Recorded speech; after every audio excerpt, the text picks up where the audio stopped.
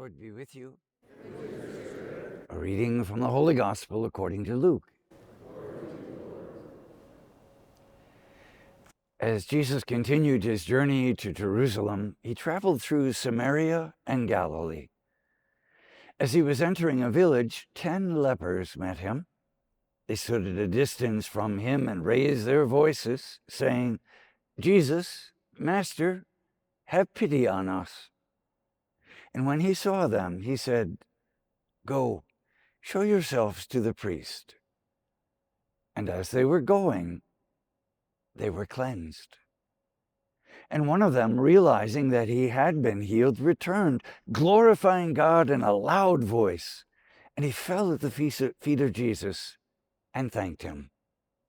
He was a Samaritan. Jesus said in reply, 10 were cleansed, were they not? Where are the other 9?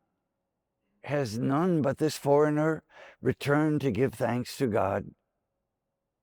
Then he said, "Stand up and go. Your faith has saved you." The Gospel of the Lord.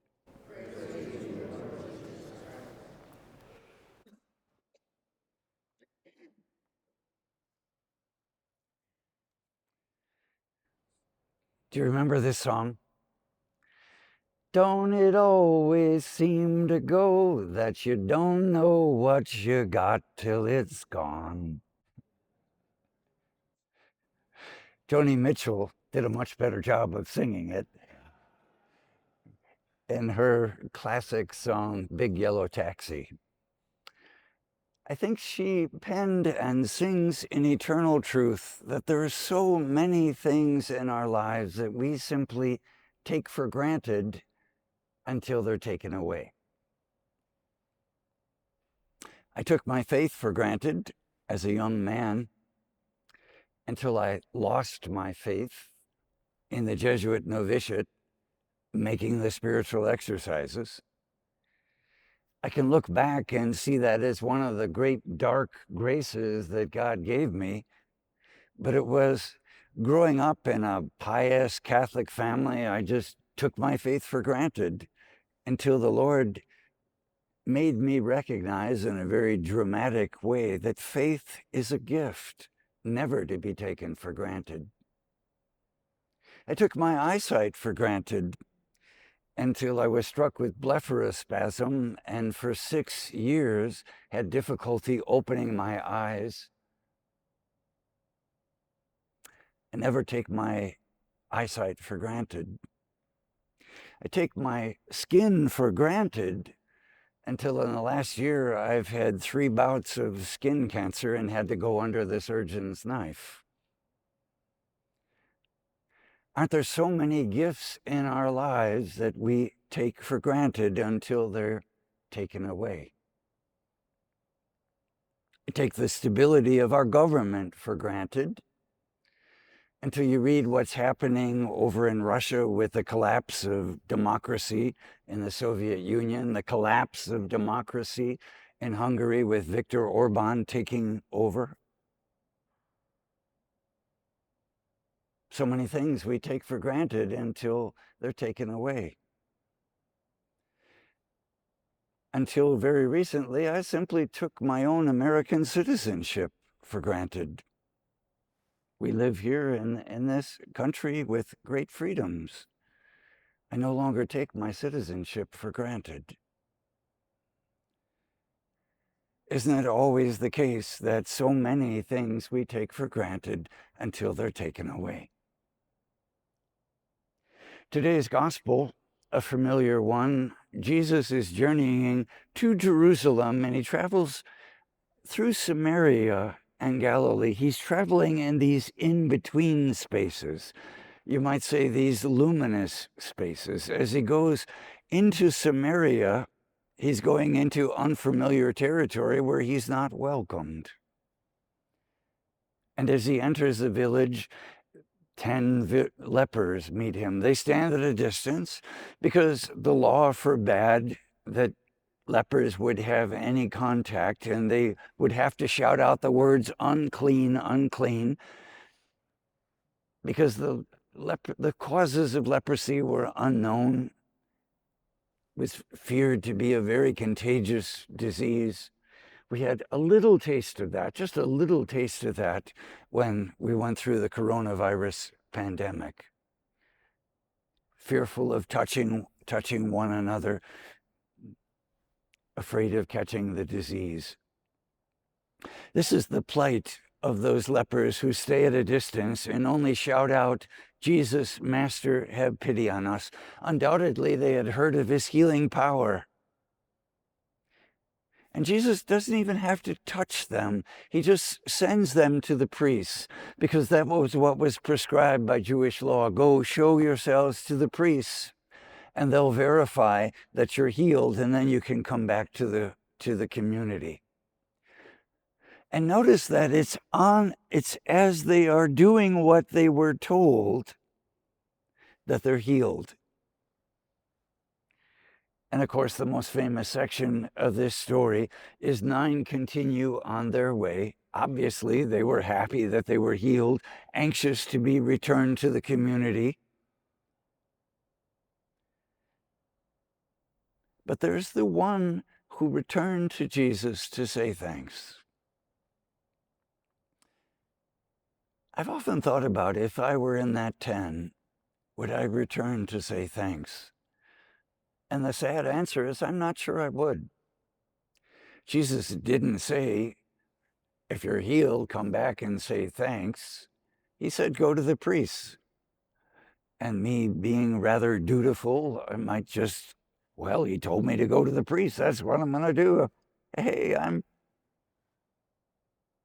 I hope that I would return to give thanks to Jesus, but to be honest with you, I'm not sure I would. The irony in this story, of course, is that the man who returns to say thanks was considered by the Jews to be a heretic. He was a Samaritan. The Samaritans were those Jews who lived in that section, and they intermingled with the Palestinian people, with the local people. And so their faith became a hybrid of Judaism and the local religion. The Jews despised them, and in return, the Samaritans despised the Jews. No love lost between the two. But here's this man, the 9 pious Jews, going on their way, simply doing about their duty, but it's the outsider who comes and returns to say thanks. I don't think we can hear this parable without thinking of the parable of the Good Samaritan, with the pious Jews who continued on their way and just ignored their neighbor in need. And it's the Samaritan, the outsider, the heretic, that steps outside the formality of religion and recognizes the common humanity of the one in need. The hero of the story that Jesus tells. This isn't simply a story that Jesus tells. This is an action of a person, 10 people that Jesus encounters that are in great need. And one returns to say thanks. And the detail of the story is he just doesn't sneak up and say, "Thank you very much, Jesus." The way that St. Luke records the story, he returns and he's shouting. He wants everyone to know his gratitude, and he wants everyone to know who it was that healed him. And he falls at the feet of Jesus, gives thanks to God for the miracle that has been wrought. How about us? Is Thanksgiving simply a day, one day in the calendar year where we feast and we say an extended grace? That this gospel calls us to thanksgiving as an attitude of the heart that we live every day, every year. As the phrase goes, an attitude of gratitude. But we need to cultivate that. Or to return to the opening song, we simply take things for granted. When we wake up in the morning, give thanks that we're alive for another day. Before our head hits the pillow, take a few moments to think of 1, 2, or 3 things that you're grateful for in the course of the day. Something extraordinary, something ordinary. When we do that, it changes our hearts. We're no longer sleepwalking through life. We awaken to the wonder and the mystery of this life that God has given us. Many keep a gratitude journal, writing down. You've probably heard the studies that those who practice gratitude on a regular basis have been healed of their depression. Their attitude changes significantly. When we start to look at life with what's right rather than simply what's wrong. And I think especially now in the times in which we live, where we are bombarded with negativity in the news, it's an essential spiritual practice that we practice gratitude. I was talking to a national news executive not so long ago who said, Father Michael, the news media deliberately foments tension because tension is what draws eyeballs to the screen. This isn't happening accidentally. On the left and on the right, they're fomenting tension because it draws viewership, and viewership draws advertising dollars and more money for the networks. On the right and on the left. The naive part of me wouldn't believe that if an insider in the industry hadn't told me this is what's going on. And if that is indeed what's going on and we're assaulted with division and negativity, what is our response to that? Is it simply to be outraged at what those people are doing? Or can we enter into a spiritual discipline of gratitude that pushes back the negativity, that works toward unity rather than division, that sees God, a God whose rain falls on the just and the unjust, on Democrats and Republicans and libertarians and independents and everybody in between.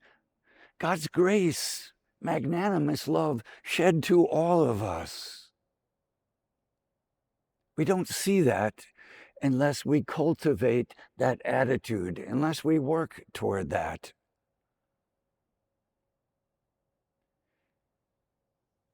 Let Thanksgiving be more than a day.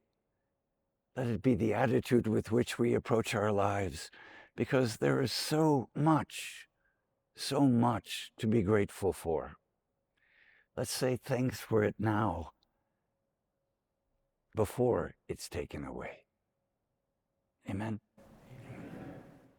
Heart to heart, hand in hand, praying for grace to understand. Spirit of Jesus, open our hearts to live and to love the gospel